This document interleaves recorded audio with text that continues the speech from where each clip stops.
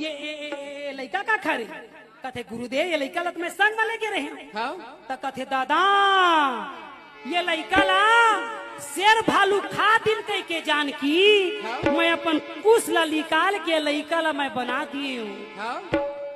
हे जगदम्बा, हे जगतारण, हे आदि शक्ति महामाया, आपके क्रोध के शिकार ना हो इस डर के भय के कारण मैंने इस कुश को निकाल के पुत्र का निर्माण कर दिया है। अब इसको मैं समाप्त नहीं कर सकता। हे भवानी, हे जगदम्बा, इस पुत्र को स्वीकार करो, ये आप ही के नाम से बना है।